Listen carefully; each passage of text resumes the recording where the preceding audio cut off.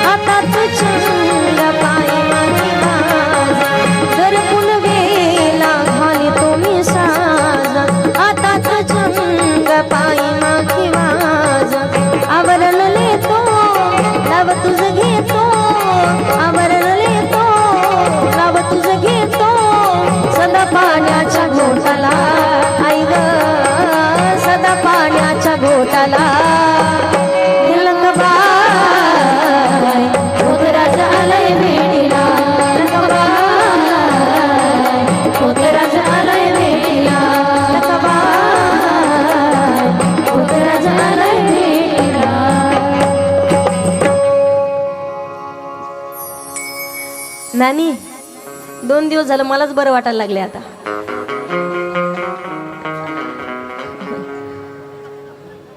मंगळवारी गेला, परत आला बुधवार.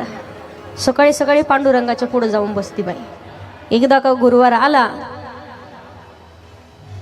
मन लागोरे गुरु भजनी. शुक्रवार गेला, आई भगवतीची भक्ती झाली की परत शनिवार. जय हो पवन कुमार तोरी शक्ति है अपार, हे बजरंग बली बिनती सुन ले हमार, सुन ले हमार बिनती सुन ले हमार, तोरे द्वार में करता गुहार, हे बजरंग बली बिनती सुन ले हमार. शनिवार गेला, आरा परत रविवार. रूप घेऊन म्हाताऱ्याचा राखी बानूच्या मेंढराला, असून जेजुरीचा राजा गेला बानूच्या वाड्याला. शिवावतारी मर्तंड मल्हारी, शिवावतारी मर्तंड मल्हारी, मनात ठेवलं बानूला.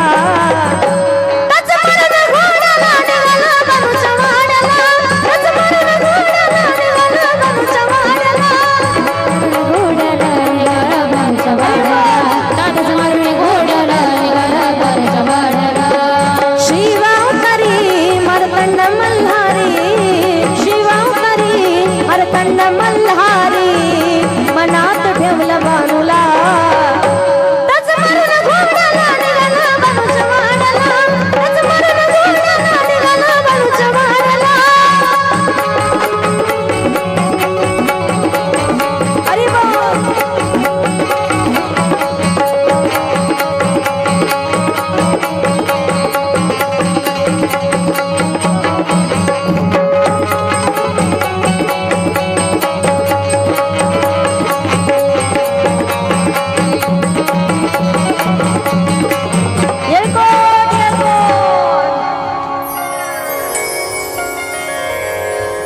अशी देवपूजा असेल तर कशी देवाची कृपा होईल सांगा मला.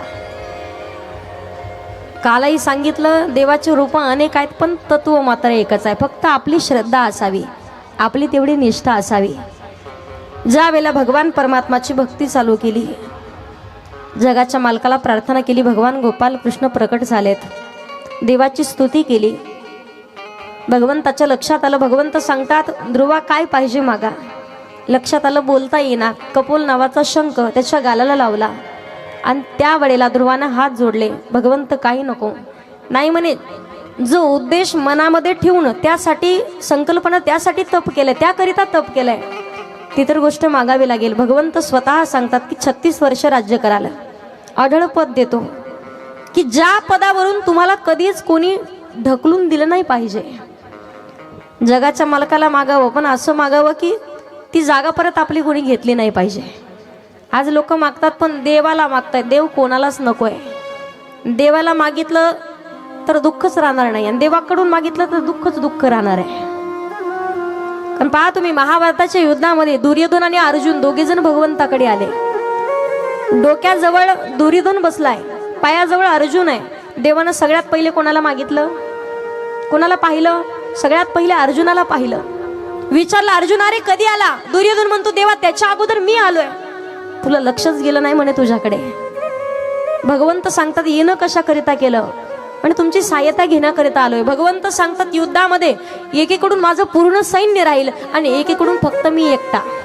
मनात आलं तर 4 ज्ञानाच्या गोष्टी सांगल, नाही तर अजिबात नाही. दुर्योधन म्हणे बाबा सांगतोय मनात आलं तर 4 गोष्टी सांगल, याला घेऊन करता काय? सैन्य घेतलं दुर्योधनानं, अर्जुनानं भगवंताला घेतलं. शेवटी विजय कोणाचा आहे? अर्जुनाचा आहे. देवाला मागाल तर कायम आपलाच विजय झाल्याशिवाय राहत नाहीये, पण देवाकडून मागाल आपलाच पराभव झाल्याशिवाय राहत नाहीये. दुःखच दुःख असेल देवाकडून मागितलं तर. ज्या वेळेला भगवान परमात्माने अढळपद दिलं, यक्षाच्या हातानं उत्तमाचा मृत्यू झाला आणि त्यावेळेला ध्रुवाला राग आला. यक्षाचा वंश संपवण्याकरिता ध्रुव तिथून निघाले, पण कुबेरायांनी अडवलं. अरे ध्रुवा कुठे चाललात? म्हणजे ज्यानं माझ्या बंधूचा वध केला, ज्यानं त्याला मारलंय, मी त्याच्या पूर्ण कुळाचा विध्वंस करेल. कुबेरायन सांगू लागले अरे ध्रुवा म्हणे माणसाचं आयुष्य हे मर्यादित काळापुरतं आहे. कधी कधी घटना घडतात, बापाच्या अगोदर मुलाला जावं लागतं, आईच्या अगोदर मुलीला जावं लागतं. का? जाण्यासाठी काळ प्रत्येकाला खाण्यासाठी टपलेला आहे. माणसाचं आयुष्य काल सांगितलं तुम्हाला, जिंदगी एक किराए का घर है, एक ना एक दिन बदलना पड़ेगा, क्या भरोसा है इस जिंदगी का, साथ देती नहीं वो किसी का, क्या भरोसा है इस जिंदगी का. माणसाचा क्षणाचाही भरोसा नाही, कुणाचं मरण कशात असेल सांगता येत नाही. त्यानंतर ध्रुव बाळाच्या गोष्ट लक्षात आली. सांगितलं तुम्ही अजून कित्येक दिवस तप करा. ध्रुवानं तपश्चर्या चालू केली. त्यानंतर काही तप झाल्याच्या नंतर एक दिवस भगवंताचे पार्षद आले, ध्रुवाला घेऊन निघाले. जात असताना ध्रुवाच्या डोळ्यातून पाणी येते. ध्रुव रडू लागले. पार्षदांनी विचारलं रडायला झालं काय? म्हणे ज्या मातेमुळे मला आढळ पद भेटलंय, ज्या मातेमुळे मी भगवंताच्या जवळ आहे, पुष्पक विमानामध्ये चालू ती आई माझी कुठे आहे? 2 विमान होते, एक समोर चाललेलं होतं. पार्षदांनी सांगितलं ध्रुवा ज्या मातेने तुला उपदेश केलाय ती माता समोरच्या विमानामध्ये आहे. ज्या वेळेला भगवंताचे पार्षद येऊन ध्रुव बाळाला घेऊन जात आहेत, त्यानंतर शुकदेव महाराज राजा परीक्षितीला सांगतात त्याकरिता योग्य वेळेत सावध होऊन भगवान परमात्माचं नामस्मरण चालू करावं. कारण कित्येक लोक आहेत 5 वर्षाच्या ध्रुव बाळानं भगवंताचं तप केले, आपल्या 5 वर्षाच्या बाळाला कळतं काय? आजोबाच्या खिशातले पैसे चोरतं, नको नको त्या खोड्या करतं, इकडून तिकडे फिरत राहतं, नको नको त्या खोड्या. पहा तुम्ही, कीर्तनकार असू, महाराज असू, गावातले कोणी असू, नातेवाईक असू, खोड्या केल्याशिवाय राहत नाही. तुमचंच लेकरू खोड्या करतं नवले का? उद्या आपण देवाच्या खोड्याच पाहणार आहोत. भगवान गोपाल कृष्णानं सुद्धा खोड्या केल्याच की, पण आज बाळाला काय आवडत असेल तर पैसा आवडतो आणि खोड्या करायला आवडतं. भगवान परमात्मा पुढे सांगू लागले, पृथ्वी भगवान त्यांची सुंदर अशी कथा येते. एका वेळेला धरणी मातेची सेवा केली, धरणी मातेची सेवा केली, पृथ्वीची सेवा केली, म्हणून त्याला पृथ्वी भगवान हे नाव प्राप्त झालं. त्यानंतर सुंदर कथा आहे. प्रियव्रत नावाचा राजा आहे. तो राजा म्हणायचा मी लग्न करणार नाही. कित्येक वेळेला त्याला समजावून सांगितलं, अरे प्रपंच करू नये असं नाही, संसारात असावं, पण संसारी असावे असुनी नसावे. भजन करावे वेळोवेळा, भजन करावे वेळोवेळा. संसारी असावे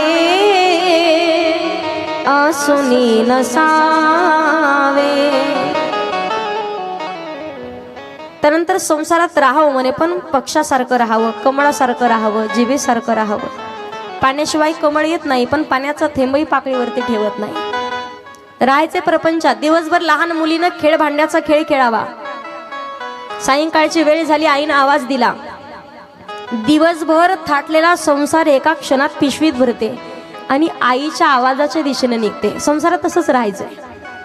आपली आई पंढरीश पांडुरंग परमात्मा भगवान गोपाल कृष्ण आयुष्यभर किती चांगलं संसाराला स्वरूप येऊ द्या, त्या आईनं आवाज दिला की आपल्याला सुद्धा खेळ भांडी पिशवीत भरून आनंदानं हसता हसता निघता आलं पाहिजे. ज्या वेळेला गोष्टी समजावून सांगितल्यानंतर वृषभदेव नावाचा राजा आहे, त्या राजानं पूर्ण राज्याचा त्याग केला. 51 पूर्ण झालं आणि अरण्यात निघून गेले.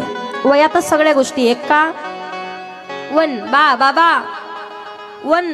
आता तरी वनात जा. वनात जा याचा अर्थ 50 ओलांडले की देवाचं भजन करा, कीर्तनामध्ये जाऊन बसा, कथेत जाऊन बसा. 53 निघून जातं. नंतर पोरं तरी बा म्हातारा ऐकत नाही, मग पोरं म्हणतात चो. तरी सुद्धा आपल्या लक्षात राहत 100 वर्षाचं झाल्यावर भजन करू म्हणे. प्रत्येक 10 वर्षाला आयुष्य बदलतं. समर्थ रामदास स्वामींचा अभंग तुम्ही ऐकलेला असेल कधीतरी. समर्थ रामदास स्वामी पहिल्याच सुरुवातीला सांगतात सावधान. शब्द सावधान आहे. हा शब्द ऐकलाय का तुम्ही? कुठे ऐकला? म्हणत आहे तुमच्या कथेत. शब्द ऐकला ना? हा पहिला शब्द आहे सावधान. अगोदर सावध करतायत, पण तरी माणसं खरेच तेव्हापासून बेसावध होतात.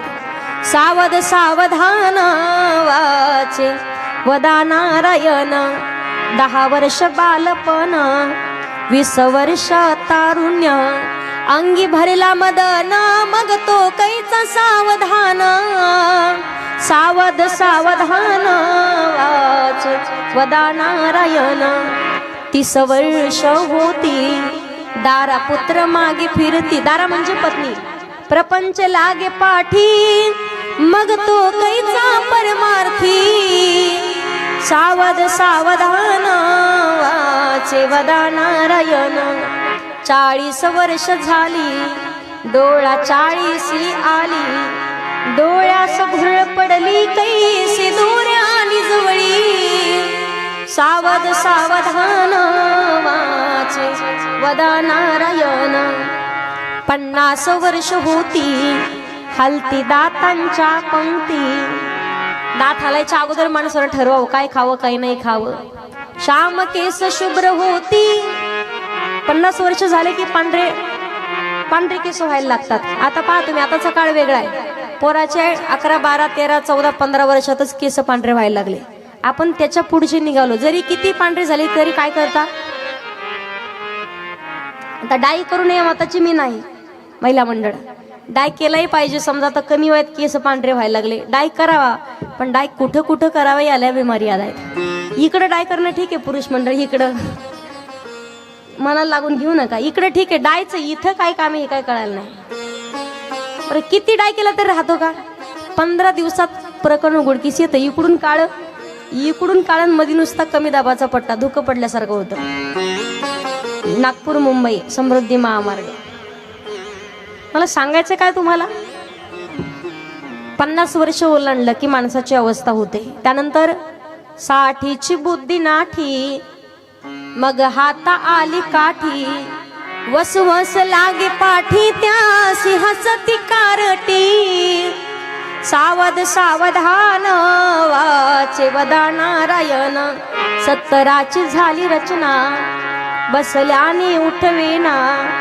उठल्याने चालवेना मग तो झाला दैन्यवाना सावध सावधान वाचे वदा नारायण 420 मिळून 80 मग तो झाला अपयशी पाणवीन मछली जैसी जीव होतो कासवीसी 80 वर्ष झाल्यानं मनासारखं काही वस्तू एखादी गोष्ट घडली नाही तर माणसाची अवस्था होते पाण्यातून मासा बाहेर काढल्यावर कशी अवस्था होते मासा कसं तडफड करतो तशी माणसाची अवस्था होते पाणवीन मछली जैसी जीव होतो कासवीसी सावध सावधान वाचे वदा नारायण मग वर्ष झाली 90 बोलवे ना एक शब्द श्रीपुत्र म्हणे प्रसिद्ध आता तोडा संबंध सावध सावधान वाचे वदा नारायण